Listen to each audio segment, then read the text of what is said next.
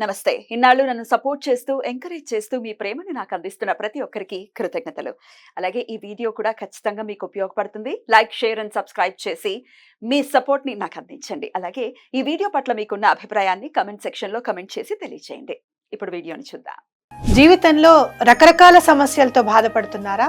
ముఖ్యంగా ఆర్థిక సమస్యలతో సతమతమవుతున్నారా? ఎన్నో పరిహారాలు చేసి అలసిపోయారా? మంచి మార్గం దొరకాలని కోరుకుంటున్నారా? అయితే రండి, విశ్వాన్ని ఎలా అడగాలో తెలుసుకుందాం. లా ఆఫ్ అట్రాక్షన్ క్లాసెస్ మీకోసం మన ఛానల్లో. వివరాల కొరకు సంప్రదించండి. నమస్తే, వెల్కమ్ టు అవర్ ఛానల్. నేను పద్మిని. ప్రస్తుతం పాటు ప్రముఖ ఆధ్యాత్మికవేత్త, astrologer, life coach, Bala Tripura Sundari ఉపాసకురాలు శ్రీమతి సుధా గారు మనతో పాటు ఉన్నారు. మాట్లాడదాం. నమస్కారం అండి. నమస్కారం పద్మిని. బాగున్నారా సుధా గారు? ఫైన్, మీరు ఎలా ఉన్నారు? నేను బాగున్నాను. సుధా గారు, లక్ష్మీ యోగం మాకు కలగాలి అని కోరుకోని వాళ్ళు ఎవరైనా ఉన్నారంటే వాళ్ళు ఏ అవధూతలో అయి ఉంటారు. అంతే అంతే కదా. అది కూడా Lakshmi. Spirituality is also Lakshmi. అన్ని లక్ష్ములే. లెవెల్ లక్ష్మి అది. కానీ అవధూతలు మన వీడియోలు ఎందుకు చూస్తారు? మనకు కావాల్సింది సామాన్యులు. లక్ష్మీ యోగం కావాలి. రకరకాల ఈతి బాధలతో బాధపడుతున్నాము. మాది ఫలానా నక్షత్రం, లేకపోతే మాది ఫలానా రాశి, మా ఫలానా లగ్నం, మాకెందుకండి, మా జీవితాలు ఇంతేనా, మాకు లక్ష్మీ యోగం అనేది ఉండదా అని అడుగుతుంటే భలే కష్టం అనిపిస్తుంది. ఎవరికైనా ఉంటుంది. అవును, ఉంటుంది తప్పక. ఎలా తెలుసుకోవాలి? ఒకవేళ ఏదైనా బ్లాకేజ్ ఉంటే దాన్ని ఎట్లా క్లియర్ చేసుకోవాలి? తప్పక నాకు ఒక్కసారి వివరిస్తారా? తప్పక మాట్లాడదాం. లక్ష్మీ యోగాలు అనేది నువ్వు అన్నట్టు కొద్ది గొప్ప అందరి జాతకాల్లోనూ ఉంటుంది. ఫస్ట్ థింగ్ అదే. ఎందుకంటే అందరు సంపాదించుకుంటున్నారు ఈ కాలంలో.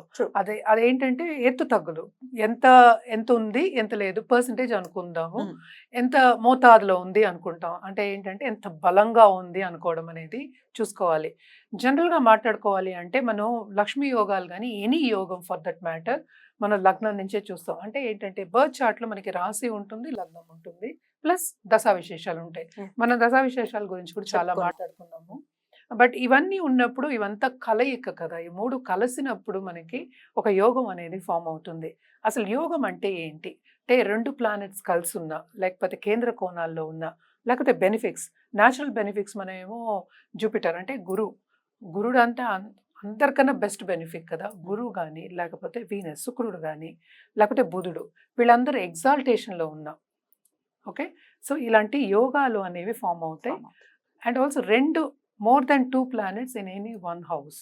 అంటే ఒక్కొక్క దాంట్లో భావం అంటాం. ఇప్పుడు 12 రాసులే, మళ్ళీ 12 భావాలే, 12 అవే ఇల్లులు అయ్యాయి. అంటే ఇల్లులు అంటే ఫస్ట్ ఏంటంటే మనం లగ్నం అంటాం, ఉదయించే సూర్యుడు. నువ్వు పుట్టావు కనుక అది లగ్నం అనుకుంటాము. రెండో ఇల్లు సెకండ్ భావం, అంటే ఫైనాన్షియల్ స్టేటస్ చెప్పడానికి అది ఉంటుంది. అలాగే మనం చూసామంటే 11th house చూస్తాం. నువ్వు పుట్టిన లగ్నం నుంచి యోగాలన్నీ చూడాలన్నమాట. So 11th house, second house and 9th house అంటే భాగ్యాధిపతి ఎక్కడ ఉన్నాడో చూసినప్పుడు, plus combination of Jupiter and Venus, శుక్రుడు ప్లస్ గురుడు, వీళ్ళందరితో కాంబినేషన్ అయితే లక్ష్మీ యోగాలు అనేవి ఫామ్ అవుతాయి. దీంట్లో ఏంటంటే దారిద్ర్య యోగాలు ఉంటాయి, అలాగే లక్ష్మీ యోగాలు ఉంటాయి. అంటే ఎంత మోతాదులో ఉంటాయి అనేది చూసుకోవడం అనేది వెరీ ఇంపార్టెంట్. ఎందుకు ఇంపార్టెంట్ అంటే, మనకి ఏదైనా ఈజీగా అయిపోతే హ్యాపీ ఫీల్ అవుతాం. ఏదైనా కష్టపడ్డాం అంటే అయ్యో కష్టపడుతున్నాం అనుకుంటాం. కష్టపడందే ఏమి రాదనేది ఒకటి క్వశ్చన్. నిలబడదు, దట్ ఈస్ ఓకే. బట్ కష్టపడినా రాకపోతే అది బాధాకరం. సో ఇన్ని పొజిషన్స్ ఉంటాయి దాంట్లో. కొంతమంది ఏంటంటే పుట్టినప్పుడే వాళ్ళు సంపదతో పుడతారు. గోల్డెన్ స్పూన్ తో, silver spoon, golden spoon, platinum spoon ఇప్పుడు. సో అలా కూడా ఉంటాయి. కానీ జనరల్ గా మనం చూసాము అంటే సెకండ్ లార్డ్, 11th లార్డ్ వాళ్ళ కలయిక ఉన్నా, లేకపోతే వాళ్ళు ఎగ్జాల్టేషన్ లో ఉన్నా, లేకపోతే కోణాల్లో ఉన్నా ఈ యోగాలు అనేవి ఫామ్ అవుతాయి. Plus 9th lord also. So ఒక్కొక్క లగ్నానికి ఒక్కొక్క లార్డ్స్ అంటే లార్డ్షిప్స్ అనేవి డిఫరెంట్ అయిపోతాయి కనుక తప్పక ఒక్కొక్క లగ్నానికి మనం మాట్లాడుకోవచ్చు. మరి ద్వాదశ రాశుల గురించి రాశి గాని, మరి మేష లగ్నం లేదా మేష రాశి వారికి లక్ష్మీ యోగం ఎలా ఏర్పడుతుంది, ఏం చేసుకోవాలి ఒకవేళ లక్ష్మీ యోగం రావట్లేదు, కలగట్లేదు అనుకుంటా? అంటే లక్ష్మీ యోగం అనేది ఆల్రెడీ జాతకంలో ఉండాలి. That is first thing. నేను ఇందాక చెప్పినట్టు కొద్ది గొప్ప అందరికీ ఉంటుంది. సంపాదన అనేది ఉంటుంది. ఎంత పర్సంటేజ్ లో సంపాదించుకున్నారు అనేది it all depends on the planetary position. మనం జనరల్ గా మనం మాట్లాడుకోవాలి అంటే మనం మేష లగ్నం నుంచి మాట్లాడుకుంటాం. సో మేష లగ్నం అంటే ఇది మేషం కదా, ఈ రాశి అందరికీ తెలుసు, రాశి అంటాం కూడా అనేది. ఇక్కడి నుంచి సెకండ్ హౌస్ అంటే ఏంటి, వృషభం. వృషభానికి ఎవరు అధిపతి? మనకేమో శుక్రుడు. అలాగే 11th హౌస్ అంటే ఏంటి? శని. 10th అండ్ 11th హౌస్ శనికేమో అధిపతి అయ్యాడు. So either Venus exaltation, okay, శుక్రుడు వెళ్ళి వీనస్ లో అక్కడ ఉండాలి, మీనంలో ఉండాలి, or otherwise 2nd and 11th lord in 11th. And not only that, most important ఏంటంటే లగ్నాధిపతి ఈ లగ్నానికి ఎవరు? కుజుడు అయ్యాడు, మార్స్ అయ్యాడు. సో మార్స్ ఏమో స్ట్రాంగ్ గా ఉండి పరివర్తన యోగం, 2nd లార్డ్ 9th లో ఉండడం కానీ, 9th లార్డ్ 2nd లో ఉండడం కానీ, 11th lord 2nd lord and 9th lord కలయిక కానీ, లేకపోతే any one of this exaltation. ఇప్పుడు మనం చూసామంటే ఇక్కడ ఎగ్జాల్టేషన్ మనకు శని అవుతుంది. అంటే 11th lord exaltation in 7th అంటే ఇంకేం కావాలి? అప్పుడు కూడా లక్ష్మీ యోగమే. జనరల్ గా మనం మాట్లాడుకునేది ఏంటంటే 2nd and 11th, ఎందుకంటే ఫైనాన్షియల్ పొజిషన్, లాభం ప్లస్ ఫైనాన్స్, డబ్బు, సంపద, 2nd హౌస్, ఫైనాన్షియల్, ఇవి రెండు స్ట్రాంగ్ గా ఉంటే చాలా బాగుంటుంది లైఫ్ అంతా అని చెప్పుకోవాలన్నమాట. నాట్ ఓన్లీ దట్, లగ్నాధిపతి, ఎందుకంటే ఏదైనా సరే మనం పని చేస్తే గానీ మనకి రాదు, శ్రమ పడితే గానీ మనకి రాదు, కనుక శ్రమ పడే యోగం కూడా ఉండాలి కదా. శ్రమ పడితే దానికి ఫలితం రావాలంటే ఇలాంటి లక్ష్మీ యోగాలు ఉండాలన్నమాట. అంటే 2nd lord in 11th or in exaltation.